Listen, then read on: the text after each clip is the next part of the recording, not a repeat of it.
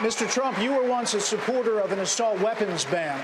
So do you think there should be any restrictions on the Second Amendment? I'm a big defender of the Second Amendment. And if you look at what's happened, whether it's in California where you had the 14 people killed, whether it's in Paris, which, by the way, has the toughest gun laws in the world, and 130 people killed, many, many people in the hospital, gravely injured. They will be dying. Many people will be dying in addition.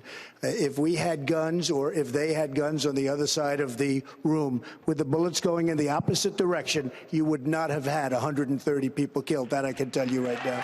So I'm a very, very big supporter of the Second Amendment. But in 2000, you wrote in your book, I generally oppose gun control, but I support the ban on assault weapons. I don't support it anymore. I do not support the ban on assault.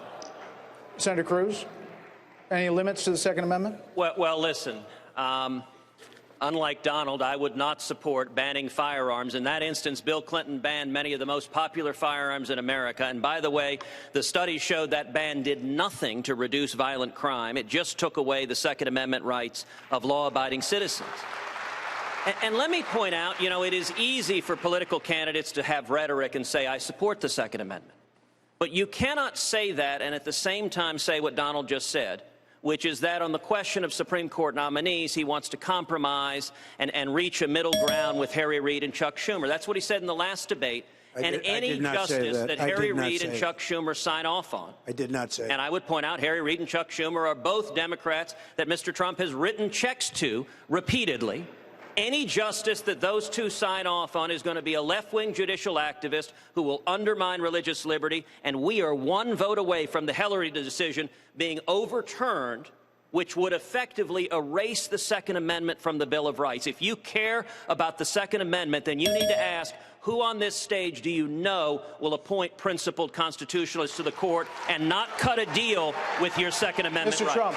So we're listening to the all-talk, no-action politician, and he was the primary supporter of John Roberts, who gave us Obamacare. No, it's not. You take a look. He was the primary supporter. He pushed John Roberts and pushed him, and Bush ultimately appointed him. He got appointed, and when it came his time to raise his hand and kill Obamacare, not once but twice, he let us down, and he did the wrong thing. This is the man that was the primary supporter.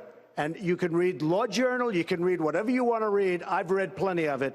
There was no stronger supporter of John Roberts than him, and it was a very, very big mistake. Quickly, Senator Cruz. You know, Donald has a tenuous relationship with the truth.